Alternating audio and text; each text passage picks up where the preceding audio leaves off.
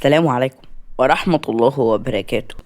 اللهم صل وسلم وبارك على سيدنا محمد في الأولين وفي الآخرين وعلى آله وصحبه أجمعين. طبعا مش محتاج أقول إنكم وحشتوني كتير جدا من الحلقة اللي فاتت، ويلا بينا نشوف حلقتنا المرة دي بتحكي عن إيه أو إيه اللي هيحصل فيها. بس يا ريت قبل ما نشوف حلقتنا بتحكي عن إيه متنسوش تعملوا لايك وتشتركوا في القناة عشان يوصلكوا أي حلقة جديدة أنا بنزلها من عذاب أنثى أو غيره. ويلا بينا نشوف ايه اللي هيحصل. يلا بينا. جبل وآسيا بدأوا إن هما يصحوا من النوم. آسيا بصت يمين وشمال بعد ما حلمت بكابوس.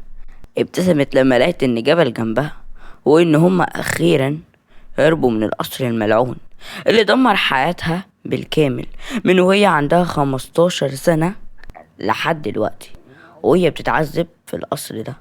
وبدل ما تهرب بدل مرة هربت فوق 1000 مرة. وغير كده كمان ابنها دلوقتي هي تقدر انها تضمن مستقبله. صحي جبل وهو بيقول لها ماما، حبيب قلب ماما، صباح النور، صباح الخير. ماما قول، احنا هنفضل قاعدين كده؟ يعني ايه؟ مش فاهمة قصدك. يعني احنا مفيش بيت وبينام على الارض ولا في اكل ولا مية. بص يا جبل، انا هقولك على حاجة.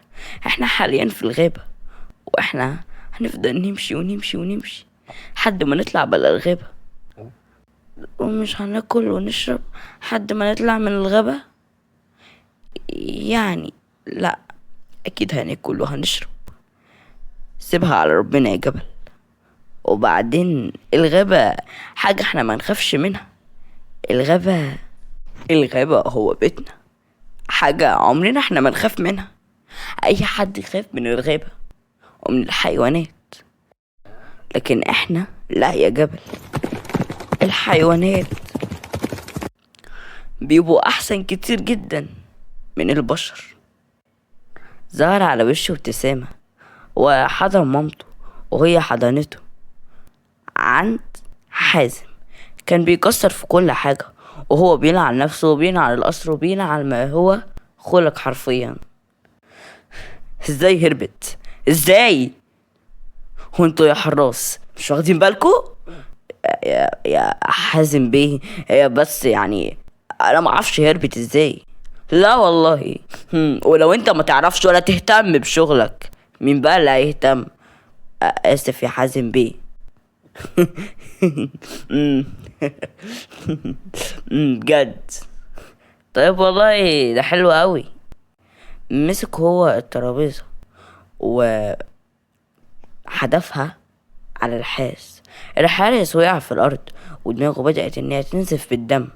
هو نزل على ركبته وابتسم للدم وقال له تعرف، لو كنت بنت كنت عملت حاجات كتير، بس للأسف انت ولد.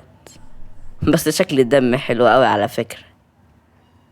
اسمع، ما اظنش ان هم قدروا ان هم يهربوا من الغابة لحد دلوقتي. لو ما لقيتهمش فللأسف انت مش متصور ايه اللي هيحصل لك او ايه موقفك معايا. انا هقدر اعمل حاجات اقدر من كده. انت سامعني؟ ايوه، سامعك يا حازم بيه. يلا قوم. ما كانش قادر يقوم بسبب انه حرفيا ما كانش شايف قدامه اصلا. بقولك قوم. فعلا بدأ ان هو يقوم. هو خايف منه وخرج. الله يلعن دي حراس. يا ربي راحت فين دي بس؟ بجد انا ما اعرفش راحت فين. دي هربت. بجد هربت. ماشي يا اسيا، الايام ما بينا كتير كتير قوي. كان جاسر في الغابة وهو بيمشي يمين وشمال، وبيدور في كل حتة على أي قصر أو أي حاجة تقدر إن هو يتوجه ليها عشان يقدر يشوف آسيا اللي خطفت قلبه من زمان، أو من عمر كان قديم قوي، ومن زمن من 5 سنين فاتوا. كانت البنت اللي هو حباها من كل قلبه، كانت أول حب، أول مرة لما كان هو لابس القناع، وبعديها لما اعترف لها إن هو جاسر زميلها في الجامعة، بعديها لما جت خرجت بسبب البنت الصفرا، وبعديها لما كانت اكتشفت ان هي او افتكرت ان هو كان بيخونها مع نفس البنت الصفرا. تقريبا عملت حاجات كتير قوي البنت الصفرا دي.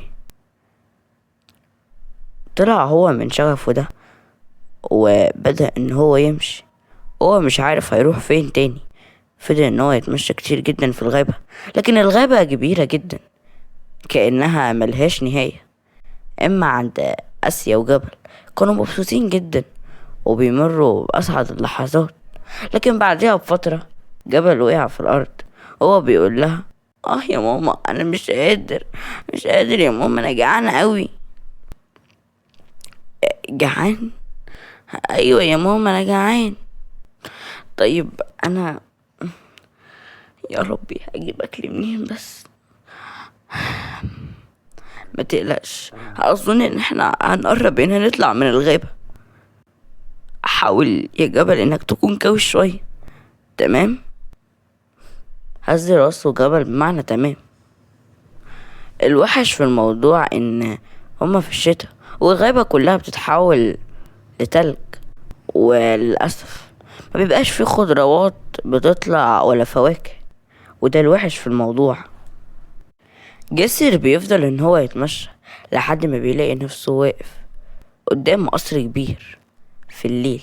الليل بيجي وهو بيكون ماشي حرفيا لحد ما بيلاقي نفسه واقف قدام قصر كبير، بيظهر على وشه ابتسامة ولسه يدخل، لكن لقى ان فيه حراس. استغرب، ده مخطط كل حاجة، يعني في حراس والقصر مبني وفي جنينة جوه القصر وفي خدم. الواضح ان هو كان بيخطط لكل ده من قبل ما يخطف آسيا. ظهر على وشه ابتسامة عصبية، او بمعنى اصح ابتسامة غل، يحاول ان هو يطلع فيها غضبه. وقرب هو من الحراس وقال لهم: انا عايز ادخل. لا معلش، للاسف مش هينفع انك تدخل. زقه هو، فالحارس راح وقع وبدأ ان هو يحاول ان هو يفتح في الباب. لما لقى ان الباب بوابة مش بتفتح، فبدأ ان هو يطلع ونزل من الناحية التانية. الحراس شافوه بقوا يجروا وراه. جسر ضرب 2 منهم وبعد كده جري، دخل ووقف قدام حازم. حازم حرفيا اتصدم اول ما لقاه واقف قدامه.